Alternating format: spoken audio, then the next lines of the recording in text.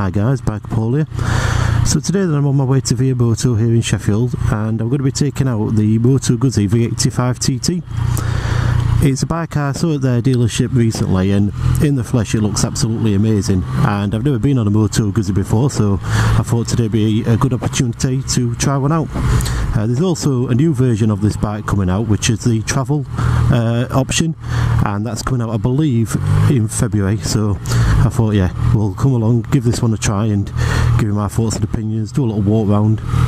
So initial impressions then, in terms of comfort, you feel a little bit more like you're sat in the bike rather than perched on top of it. So it's different to the Ducati Multistrada, the 950S I took out, and the Honda Africa Twin recently. They're a lot more kind of upright and you feel like you're quite high up. This one is a little bit more traditional motorcycle, I guess kind of naked bike style, in that you feel definitely more like you're sat in rather than on the bike. The seat feels nice and plush and comfy. This particular model has a different seat to the standard version. There's two versions of this bike. This two-tone colour one that I'm on now is the higher price model, and it's got a bit of a different fabric on the seat. It's kind of a suede kind of finish with a stitched logo. The cheaper model that comes in kind of solid colours has different tyres and a different seat. There was just a slight delay there on the gear change indicator to recognise the next gear, only momentary, but I wasn't certain then if I was actually in neutral or first. Not certain if that's just kind of me getting used to the bike or not, but just a little bit of a momentary delay there. So in terms of the way the bike handles then, it feels nice and light. It's quite a large bike when you see it in person. When it's stationary on its stand, it looks quite, not imposing, but it's quite a size, but it's very light once it's moving, so you don't feel any weight. It has got quite a large fuel tank as well, this bike, but certainly I'm not feeling any excess weight. It seems to move pretty quickly, changing direction. The brakes seem nice and strong. It's got Brembo brakes. We'll have a look at that when we do the walk around. It's certainly a machine that'll probably divide opinion kind of looks wise. It's a little bit more matte, I guess. I personally think the design of the bike, I love it. I think it's fantastic. I like the twin headlight at the front, from the side profile of the bike with the cylinders, the engine, the exhaust being quite chunky and high up, the tank. I think it looks overall a great bike. I think where people will be split on this is probably the mudguard at the front and the colour scheme, but there are plenty of colour options available. So as you'd expect then with this engine, there's plenty of torque, plenty of low down grunt. It's not going to be an outright performance machine in terms of, say, you know, a sports bike or anything like that. It's more relaxing bike to ride, but that's where it would excel, you know, as a touring machine. This would be spot on. You've got a nice comfortable seat, you've got the screen, you've got cruise control, you've got the shaft drive, so that means that there's less maintenance to worry about if you're going to be doing longer miles or maybe trips abroad and so on. And the engine is more of a character, it's more involving than, say, something on a sports bike, because it gives it that kind of low down grunt and oomph. There are quite a few practical aspects to this bike as well that make it good for touring and commuting even. You've got a USB socket right next to that TFT screen. You've got the TFT screen that's giving you a lot of information in terms of how much fuel you've got left, you know, miles per gallon, the riding mode and so on. You've got cruise control, and the seat is nice and plush. There is a TT travel version of this bike coming out, and that one I believe is out in February. It's got the extra hard luggage cases, heated grips, a taller screen, and a couple of other differences between this model. No differences to the engine, suspension, gearbox, anything like that, or the brakes, but just a few more little accessories. The suspension feels fine, possibly a little bit more on the soft side, not really noticeable unless you're kind of hitting a pothole, or if you're heavy on the brakes it dives a little bit. Here it is in the Moto Guzzi V85 TT. So design wise I think it looks fantastic. Got the twin headlight at the front here, nice sport wheels. I like the way that the tank is sculpted, the twin cylinder engine, side mounted suspension. There's a lot to like about this.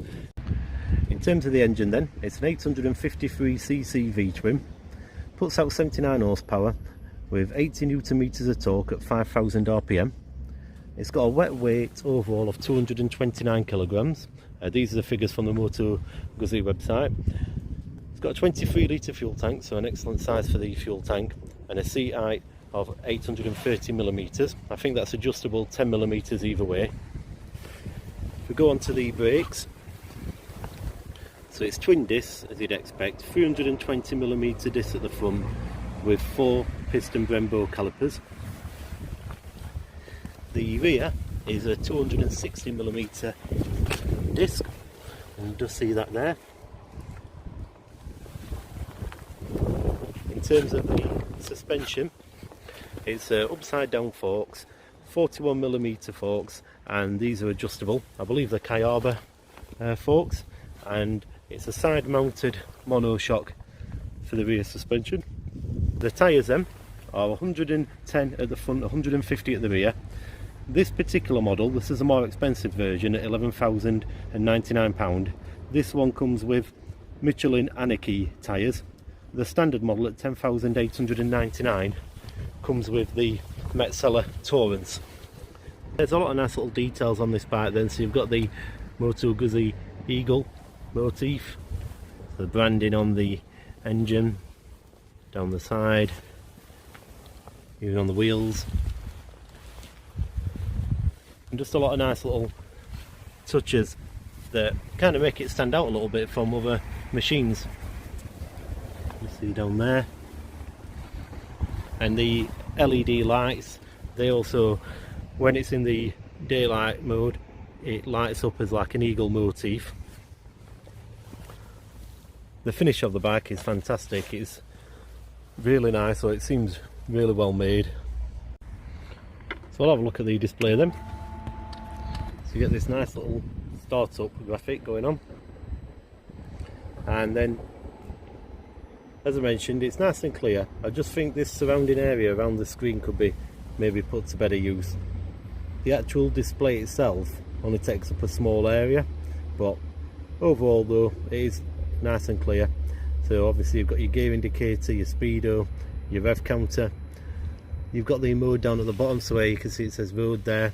You can go through the 3 riding modes. Fuel gauge is top left, and total distance and so on, all the kind of information that you'd expect.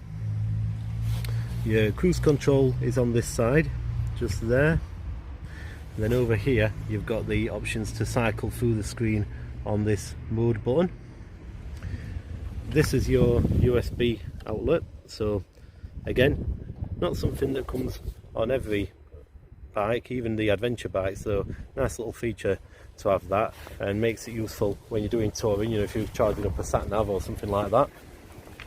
That's the kind of eagle motif that I mentioned when the daytime lights are on.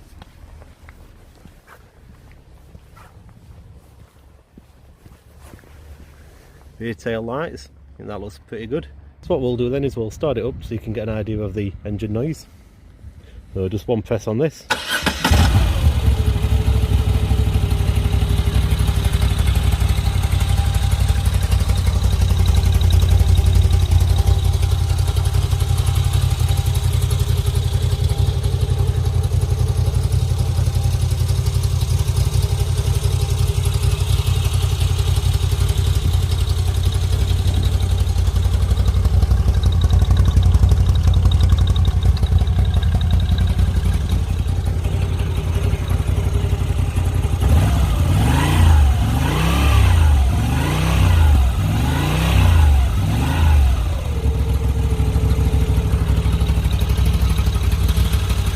So I don't know if the camera picked it up there, but immediately as soon as you start it up, it goes into this kind of rocking motion, again just due to the design and style of the engine. It sounds fantastic though, and when you're on the move it sounds even better. So V-twin engines often have that characteristic, you know, the low down kind of grump, the rumble, the noise. I quite like that. one thing that sets this bike apart from its competition, especially with this engine size, is the shaft drive. So you don't often see bikes under 900cc that are shaft driven, and that is a major plus point. You know, the lack of chain maintenance is fantastic, so no lubing, adjusting the chain. So this engine then, plenty low down grunt. I'm in second here.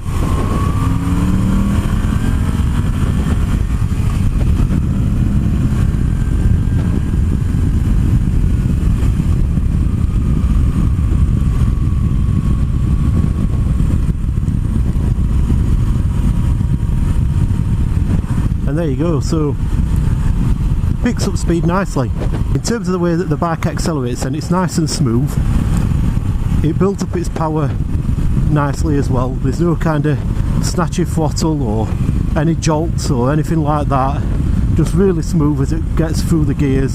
The gearbox seems really slick, notches into position every time. There's only that kind of slight delay on the screen when you're changing gear, so it kind of goes to a little dash symbol. You may or may not be able to see it, but it moves to a dash symbol before it shows you the next gear.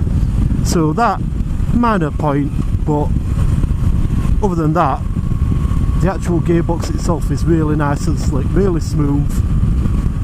So the engine, the way it builds up its speed, the brakes are excellent, and the suspension is perfectly fine. In terms of competition then, so I've tested the Ducati Multistrada 950S and the KTM Adventure 790, and I would actually say I think I prefer this. I really like the riding position on this bike, so you don't feel like you're high up or kind of perched on top of the bike as you would say on the Ducati. But also the styling of this really appeals to me. I like its kind of blend of retro but also modern. If you've not been on a Moto Guzzi before, like I had before today, then I would definitely say take this one out for a test ride, because it's actually better than I expected, especially in terms of the gearbox and the engine. Nothing feels cheap about this bike at all, and yet it's at quite a good price point really, as opposed to other adventure bikes. It's not got some of the electronics and technology of its competition. Some of the other machines like the Ducati Multistrada have the electronic suspension, as does the Honda Africa Twin. You know, they have the DCT, the dual clutch transmission, quick shifters and so on. But I don't feel that the electronics would really match this bike. I don't feel it needs a quick shifter, because the characteristic of this engine I don't believe really would fit in with a quick shifter. It's got the riding modes, it's got the TFT screen and the cruise control and ABS, and personally I don't think it really needs anything else. The suspension is nicely set up. If you're getting electronic suspension, then obviously, you know, you can fine tune that even more, but ultimately you're going to be paying a lot more for the electronic suspension. So for me, the actual base setup of this bike in terms of the suspension, the tyres, is perfectly fine. I don't feel like I would probably need to adjust anything really. So overall then, I'm really impressed with this bike. I'd definitely say come down to the guys here at Via Moto and give it a try. I feel like it's in its own little category really. You know, it's under 900cc yet it's got a shaft drive, so it's very low maintenance. The styling is fantastic. It feels great to ride. Thank you to those who subscribed to my channel already. If you've not yet done so, then please do subscribe. I take out a lot of bikes for test rides like this. I also do reviews on kit and accessories, as well as videos on my own bike, my Yamaha MT-09. Feel free to put any comments on this video if you have any, and thanks again for watching.